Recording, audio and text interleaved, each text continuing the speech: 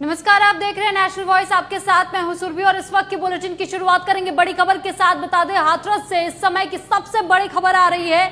PM Modi और CM योगी को बदनाम करने की साजिश की जा रही है। रातों रात तैयार की गई जस्टिस फॉर हाथरस विक्टिम नाम की वेबसाइट, ये फेक अकाउंट से वेबसाइट में जोड़े गए हैं हजारों लोग और इस वेबसाइट के माध्यम से एक तरीके से पीएम मोदी और योगी आदित्यनाथ को बदनाम करने की कोशिश की जा रही है। एक वेबसाइट तैयार की गई है जस्टिस फॉर हाथरस के नाम से और जिसमें फेक अकाउंट तैयार किया गया है और साथ ही हजारों लोगों को इस वेबसाइट से जोड़ा गया है। वेबसाइट के जरिए लोगों को भड़काया जा रहा है और जांच एजेंसियों ने इस वेबसाइट को लेकर के बड़े खुलासे किए, बड़े दावे किए हैं और जातीय हिंसा फैलाने के लिए बनाई गई थी वेबसाइट, ऐसा कहा जा रहा है। इस वक्त की बड़ी खबर हम आपको बता रहे हैं। कहा जा रहा है जातीय हिंसा फैलाने के लिए ये वेबसाइट तैयार की गई थी।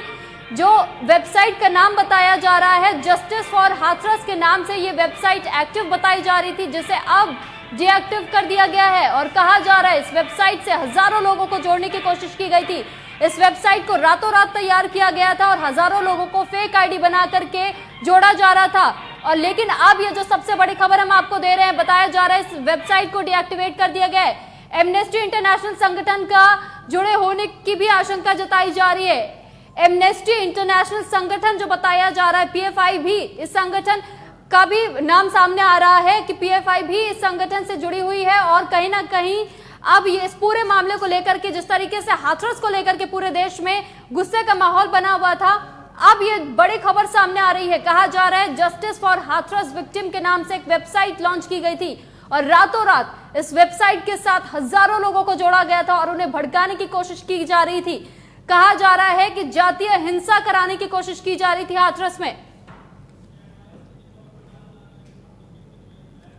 इस पर अधिक जानकारी के लिए हमारे संवाददाता तोकिर किरवई जुड़ चुके हैं। और तोकिर, क्या जानकारी मिल पा रही है? ये फेक अकाउंट किसने बनाया और इस वेबसाइट को लॉन्च करने के पीछे आखिर क्या मकसद था?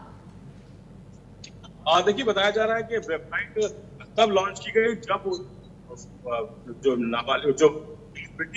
मौत हो गई उसके बाद उसको लॉन्च किया गया। फिलहाल इस वेबसाइट को बंद कर दिया गया है। कल रात से वेबसाइट बंद की गई है जब से जांच एजेंसियों को इसकी भनक लगी थी और उन्होंने उसको लेकर कई जगहों पर छापामारी की थी। अभी फिलहाल कोई भी इसमें हिरासत में नहीं लिया जा सका है, लेकिन बताया जा रहा है कि बड़े पैमाने पर वेबसाइट चल रही थी। देश भर में इसके जो भी प्रोटेस्ट चल रहे थे उसको यहाँ से ऑर्गेनाइज किया जा रहा था इस वेबसाइट के जरिए। कई लोग इसमें, कई संगठन इसमें जुड़े हुए थे। कलकत्ता, दिल्ली, सूरत, गुजरात, ऐसे कई जगहें थी जहां पर इनको प्रोटेस्ट करना था। इसको लेकर पूरी तैयारी इस वेबसाइट पर दी गई थी। क्या पहन कर आना है, क्या खाना है, क्या लेकर आना है, यहां तक की जानकारी इस वेबसाइट पर दर्ज थी। इसके अलावा किस दिन, किस जगह और किस समय, किस जगह में प्रोटेस्ट होना है, इसकी भी जानकारी इस पूरी वेबसाइट पर दर्ज थी, जिसको देखकर ही भीड़ वहां पर इकट्ठा होती थी। तो कहीं ना कहीं एक बड़ी मुहिम छेड़ी गई थी इस वेबसाइट के जरिए सरकार के खिलाफ, क्योंकि जो है प्रोटेस्ट होने तो उसमें भारी संख्या में लोग पहुंच रहे हैं। और खास बात है कि जो एक गुस्सा है जो देश में इस घटना के बाद, उसको लेकर पूरी तरह से इसको भुनाने की कोशिश की गई है। तो कहीं ना कहीं इस वेबसाइट को लेकर अब एजेंसियां भी अलर्ट हो गई है और माना जा रहा है कि कई इसमें गिरफ्तारियां भी हो सकती हैं जल्दी। फिलहाल जो बंगला की बात कर रहे हैं जहां पर इसका प्रोटेस्ट होना था, उसमें एक संस्कृति मोचन करके, जो बंगला संस्कृति मोचन के नाम से एक संस्था है, उसने यहाँ पे ऑर्गेनाइज किया है। उसका जो कलकत्ता में जो एक प्रोटेस्ट होना था, उसको लेकर उस संस्था का नाम सामने आया है कि उसने उस वेबसाइट के जरिए वहां पर लोगों को बुलाने का आह्वान किया था। तो कहीं ना कहीं बड़ा खुलासा जरूर है, क्योंकि इस तरह की वेबसाइट बनाकर तरीके से ये बातें भी सामने आ रही है कि इस जो वेबसाइट है, इस वेबसाइट पे तमाम ऐसी बातें की गई है और एंटी सीएए को लेकर के भी एक ये जो उल्लेख किया गया है इस वेबसाइट में कि इसको लेकर के हिंसा भड़काने की कोशिश की जा रही है, जाति हिंसा भड़काने की कोशिश की जा रही है और साथ ही साथ पीएम मोदी और योगी सरकार पर भी निशाना साधा जा रहा है।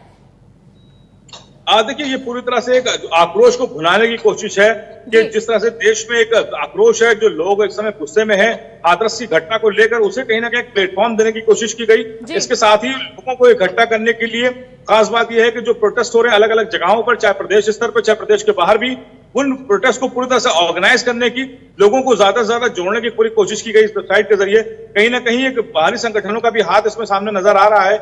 इसको लेकर भी जांच एजेंसियां अलर्ट हो गई हैं। माना जा रहा है कि इसके अगर तार जो पश्चिमी इलाका है वहां से जुड़े हुए बताए जा रहे हैं। इसके साथ ही जो उत्तर भारत का जो एरिया है वहां से भी इसके कुछ लिंक हैं। तो कहीं ना कहीं अभी बहुत बड़े खुलासे हो सकते हैं अगर जांच एजेंसी पूरी तरह से उसमें खुलासे करती है गिरफ्तारियां करती है तो कहीं ना कहीं चौंकाने वाले खुलासे जरूर होंगे। तौकीर, यानी अब तक सिर्फ और सिर्फ संगठन के नाम सामने आए, इसमें किसी भी मुख्य तौर पर किसी का कोई नाम सामने नहीं आया है, किसी का कोई जिक्र नहीं है। देखिए, जांच एजेंसियों ने जो जांच शुरू की है उनका दायरा उस आईपी एड्रेस तक है अभी कि जहां से वेबसाइट बनाई गई, कहां से ऑपरेट हुई, किस तरह के लोग शुरुआत में जुड़े, क्योंकि संगठन के लोग भी इसमें शुरुआत तौर पर जुड़े हुए हैं, तो कहीं ना कहीं वो बहुत मायने रखता है कि वो शुरुआती लोग कौन थे जो इस संगठन के जरिए या इस वेबसाइट के जरिए लोगों को आह्वान कर रहे थे प्रोटेस्ट का।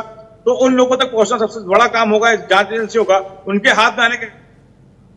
जी तौकीर, बीजेपी लेकिन इस पूरे मुद्दे को लेकर के ये कह रही है कि जो विपक्ष के नेता लगातार हाथरस जाने की कोशिश कर रहे थे, शायद ये भी एक कारण हो सकता है और उन्हीं की तरफ से ये वेबसाइट तैयार की गई हो और वहां पर दंगे भड़काने की कोशिश की जा रही हो। कहा यह जा रहा है कि हाथरस जाकर के वो पीड़ित के परिवारजनों से मिलना चाह रहे थे, लेकिन अब ये दंगे की बात जो सामने आ रही है। देखिए, कहीं ना कहीं जो नेताओं का जाना है वो अक्सर देखा गया है। वो इससे पहले भी जब घटनाएं होती थी, भारतीय जनता पार्टी जब विपक्ष में रही हो तो उसने भी इस तरह की राजनीति की है, क्योंकि ऐसे मुद्दों को कोई भी राजनीतिक पार्टी छोड़ना नहीं चाहती है। उसमें कहीं ना कहीं जब देश में गुस्सा होता है तो उस माहौल को भुनाने की कोशिश जरूर होती है। लेकिन फिलहाल अभी इस वेबसाइट की बात तो किसी संगठन या किसी भी राजनीतिक दल से इसका संबंध निकलकर सामने नहीं आया है, इसलिए कहना जल्दबाजी होगी। लेकिन फिलहाल जांच एजेंसियां पूरी हाई अलर्ट पे है और माना जा रहा है कि कई ऐसे चेहरे। लेकिन तौकीर, जिस तरीके से यूपी के योगी सरकार ने भी एक बयान जारी करके ये बातें कही है कि कहीं ना कहीं इसमें विपक्ष का हाथ भी नजर आ रहा है और ये साजिश रची जा रही थी।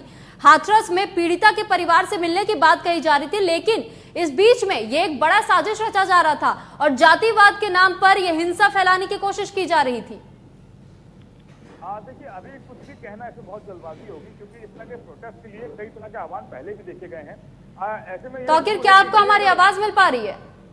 बिल्कुल आवाज मिल पा रही है जी तौकीर, शायद लग रहा है हमारा आपसे संपर्क नहीं हो पा रहा है। हम आपसे जल्द संपर्क करने की कोशिश करेंगे। फिलहाल आपका बहुत बहुत शुक्रिया ये तमाम जानकारी हम तक पहुंचाने के लिए।